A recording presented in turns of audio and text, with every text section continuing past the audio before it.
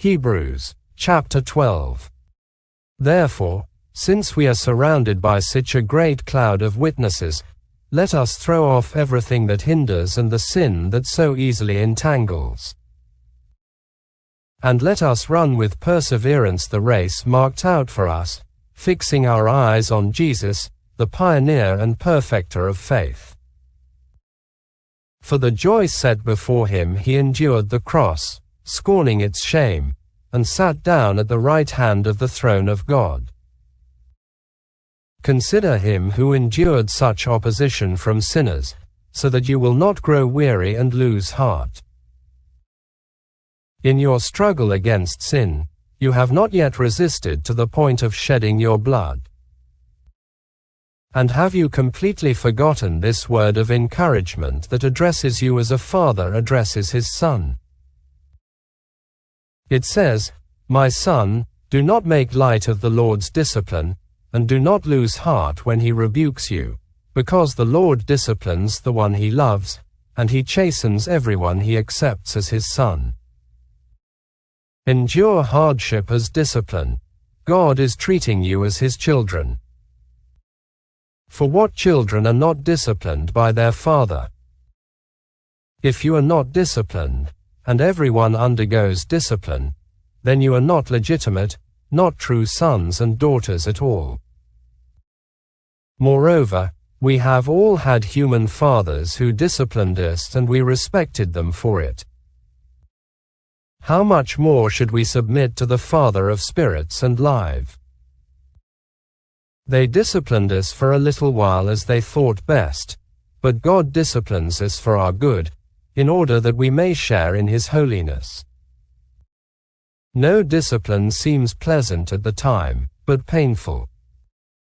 Later on, however, it produces a harvest of righteousness and peace for those who have been trained by it. Therefore, strengthen your feeble arms and weak knees. Make level paths for your feet, so that the lame may not be disabled, but rather healed. Make every effort to live in peace with everyone and to be holy. Without holiness no one will see the Lord.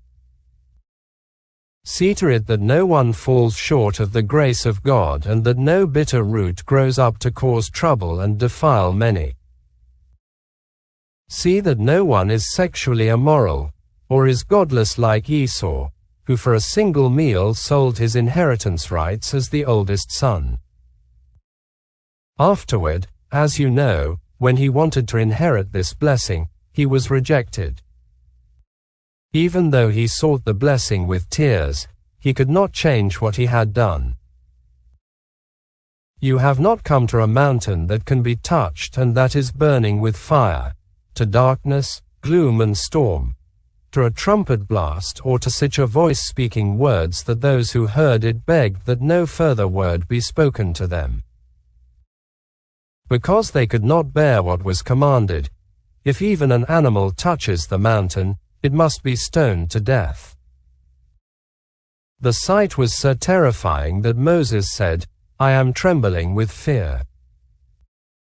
But you have come to Mount Zion, to the city of the living God, the heavenly Jerusalem. You have come to thousands upon thousands of angels in joyful assembly, to the church of the firstborn, whose names are written in heaven. You have come to God, the judge of all, to the spirits of the righteous made perfect, to Jesus the mediator of a new covenant, and to the sprinkled blood that speaks a better word than the blood of Abel. See to it that you do not refuse him who speaks.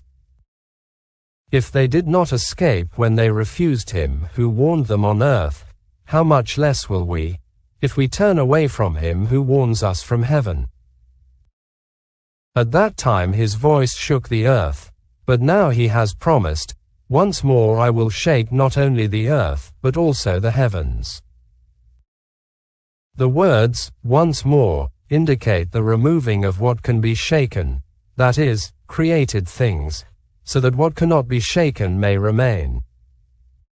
Therefore, since we are receiving a kingdom that cannot be shaken, let us be thankful, and so worship God acceptably with reverence and awe, for our God is a consuming fire.